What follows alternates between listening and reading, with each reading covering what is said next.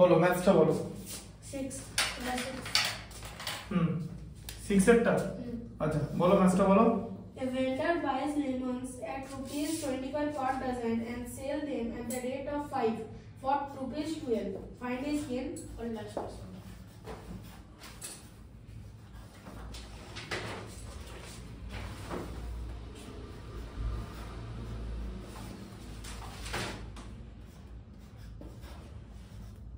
হ্যাঁ আরেকবার বলো ভেন্ডার।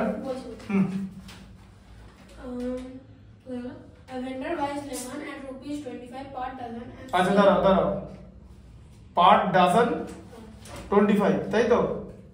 দাও তুমি আমাকে বইটা দাও, তুমি যেরকম করে পড়ছো ওইভাবে ম্যাথস করলে তো বুঝতে পারবে। দেখো 6 এটা হ্যাঁ, এ vendor buys lemon at 25 rupees per dozen and sells them at the rate of 5 for 12, ঠিক আছে বোঝা গেল? find his gain or loss percent, ঠিক আছে তাহলে sells them at the rate of তাহলে কি করছে, vendor buys lemon at 25 rupees per dozen, তাহলে সবার আগে দেখো 1 dozen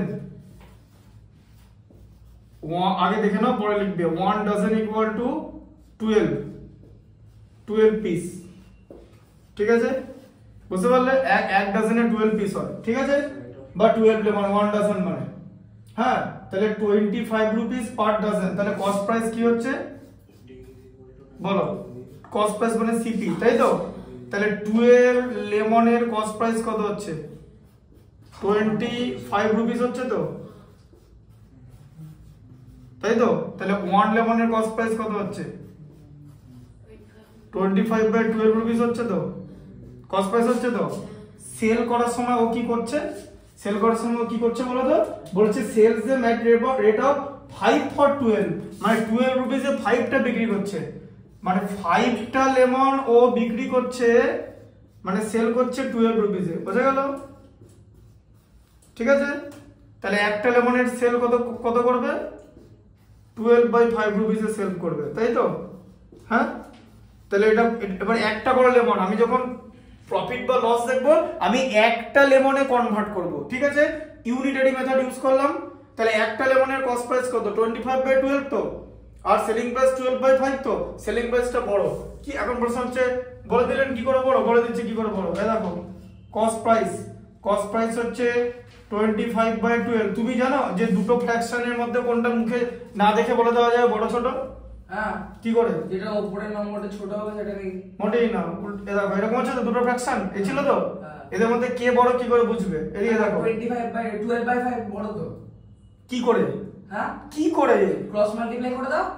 হ্যাঁ ক্রস মাল্টিপ্লাই দেখো, প্রথমে দেখো এটাকে এটা দিয়ে মাল্টিপ্লাই করবে, ঠিক আছে হ্যাঁ মাল্টিপ্লাই করলে 125 হয় তো, 125 আর 12 আর এটা মাল্টিপ্লাই করলে 144 হচ্ছে তো, যেদিকে বড় জিনিস আছে সেটা বড় হবে, তাহলে সেলিং প্রাইসটা বড় তো, এটা জানো তো সেলিং প্রাইসটা বড় তো, তাহলে কি হয়েছে? প্রফিট হয়েছে তো।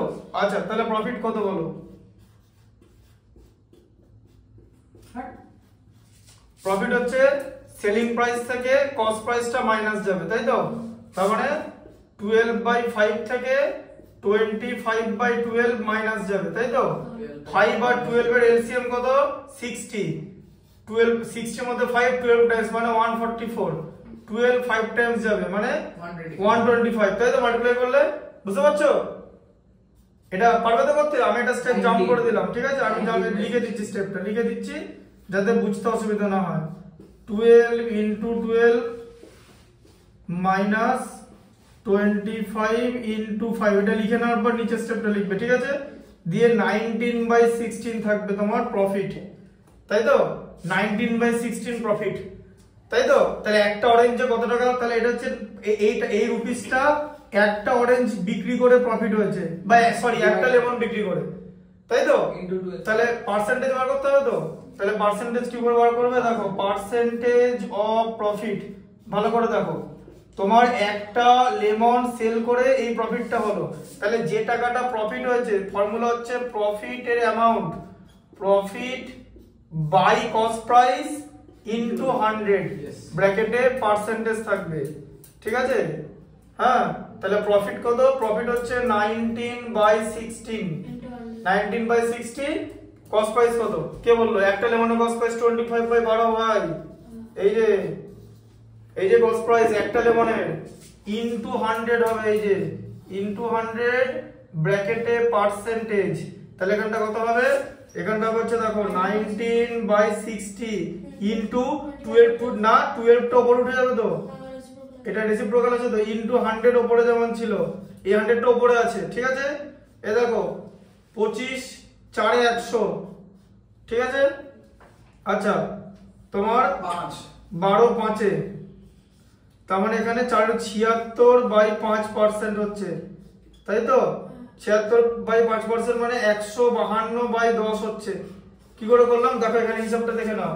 76/5% হচ্ছে তো, ইকুইভ্যালেন্ট ফ্র্যাকশন করার জন্য 76 কে 2 দিয়ে মাল্টিপ্লাই করব, 5 কে 2 দিয়ে করব। কেন করলাম? কারণ আমি 10 বলব, 10 বানাবো, মানে ডিনোমিনেটরে 10 থাকলে ডেসিমেল ইউজ করতে পারবো তো। এই দেখো এটা 152/10 করে দিলাম বাইরে পার্সেন্টেজ, মানে এই যে 15.2%। 15.2%। কত आंसर আছে আমার দেখে নাও, কত आंसर আছে দেখে নাও। ও 11 রে দাদা।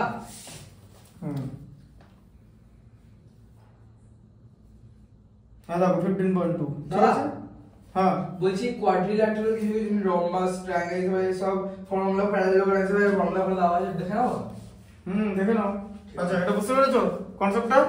লিখে নাও করে নাও, এক্ষুনি করে নাও।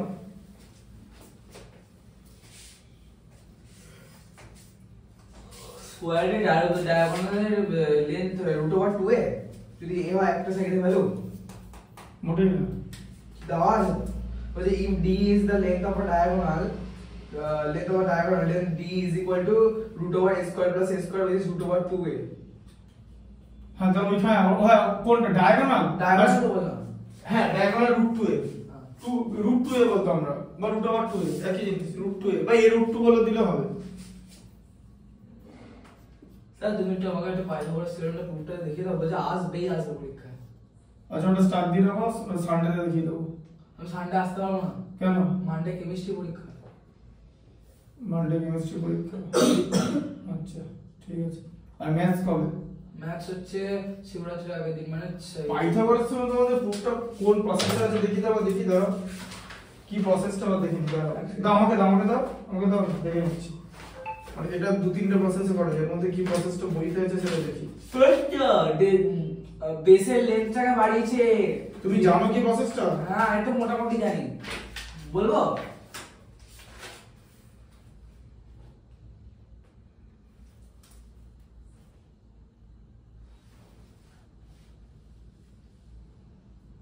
আচ্ছা ট্রাপিজিয়াম করে করেছে। হ্যাঁ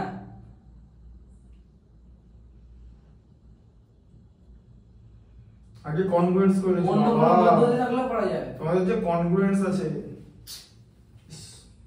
অন্য কনগ্রুয়েন্সি করেছে, ঠিক বলেছো।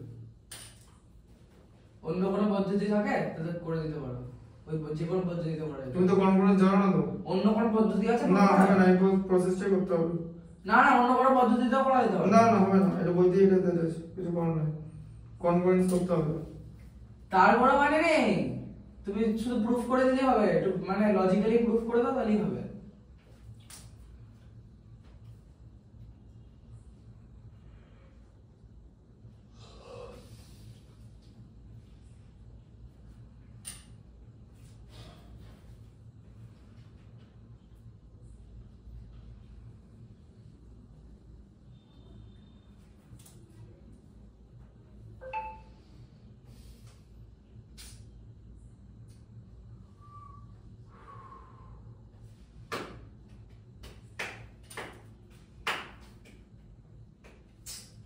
কনগ্রুয়েন্সটা হলো না, কিন্তু কনগ্রুয়েন্সটা তোমাকে আলাদা করে শেখাতে হবে, ঠিক আছে? এই জন্য বলে এই যে এসিএস কনগ্রুয়েন্স কি করে কাজ করছে সেটা তুমি জানো না। হ্যাঁ তুমি অন্য কোনো প্রুফ থাকলে দেখাও না, কোনো অসুবিধা নেই। না অন্য প্রুফ হবে না, কেন এটাই করতে হবে, ওই জন্য আমি সেটা দেখতে চাইলাম যে কোন প্রসেসে করেছে। অন্য কোনো প্রসেস যদি তোমার জানা থাকে তাহলে করে দাও না, অন্য কোনো প্রসেস হবে না, এই কনগ্রেসটা দেখাতে হবে। এসএসএ আমি দেখছিলাম কোন কনগ্রেসটা করেছে, যে কনগ্রেন্স হচ্ছে আরএইচএস হলো তাই হবে, আর এসএস হলো তাই হবে, মানে কনগ্রেন্সের কোন প্রসেসটা এসএস করেছে।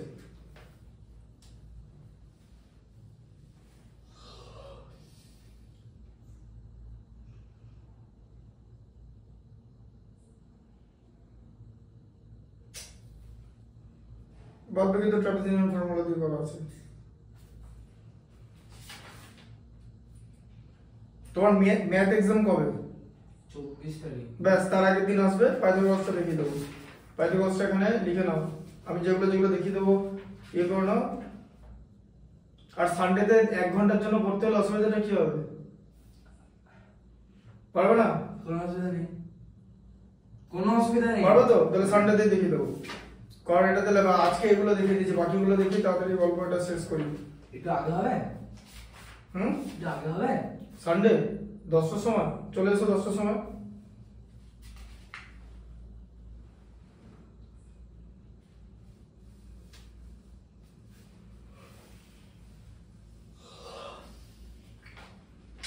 আমি তাহলে 10:30 চলে আসবো। আচ্ছা, তুই 11টাতেই আয়, না। তুই ভালো করে পড়তে পারবি, আমিও ভালো করে পড়তে পারবো। না না, অঙ্ক না, চলে আসো 10টার সময়। তোমার লেখা হয়ে গেছে? আমি করে আসবো সেটা না আমার হয়নি। 10টার সময় চলে এসো, তাহলে আগে করে দিচ্ছি।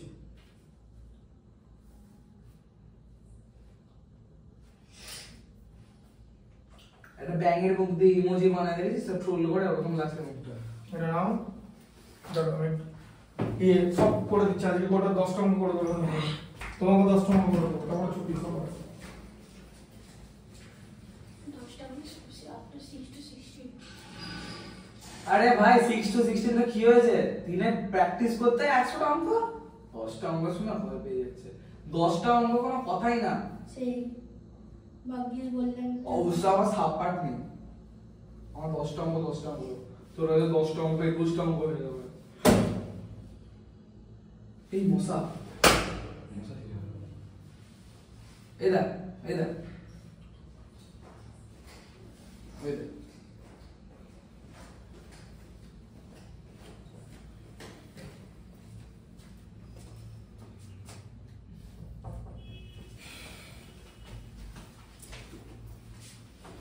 বেশ ছোটবেলা থেকে তৈরি করতে হয়। যেটাকে ফটো করে হলেই ভালো, সব হোমওয়ার্ক করে নিয়ে করে রাখে। ও তো সেরা, ভালো। ওরকম খুব রেয়ার সব খুঁজে পাওয়া যায়। ওর বাবা ওকে আইআইটির জন্যই তৈরি করছে না? আইডি বন্ধু আমাকে তো বলেছে যে আমি দেখবো, ওকে রেডি করাবো তো। তোমার হেভি মজাও আসছে না আমার পড়াতে? সব কুইক করে ফেলে।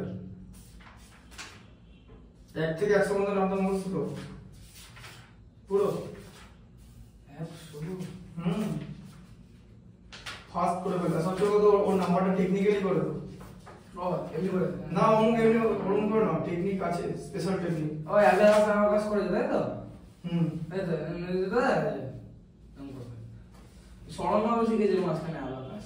ওই স্মরণের বুদ্ধিতে আবার হবে না, শিখলেই তো হবে না, কোথাও নাচতে নাচতে চলে গেলেই হবে না, বুদ্ধিতে সবাইকে সার্টিফাই করতে হবে।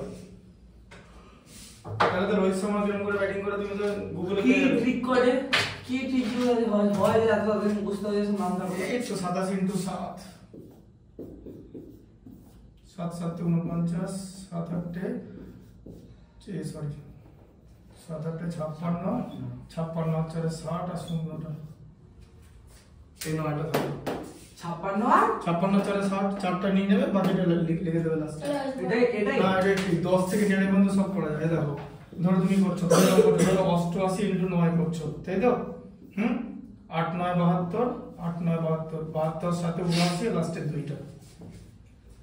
এই তো 88 × 49 দি ডবল ডিজিট যদি দি, যদি ডবল ডিজিটের সাথে ডবল ডিজিট মাল্টিপ্লাই থাকে, 88 × 49 করলে ওরা কি করবে? 88 × 50 মাইনাস 1 করবে, 5 8 440 থেকে আর 88 বাদ দিয়ে দেবে। এই যে সাথে এটা করে নেবে, এখানে 12 বাদ দিয়ে এখানে দিয়ে করে নেবে।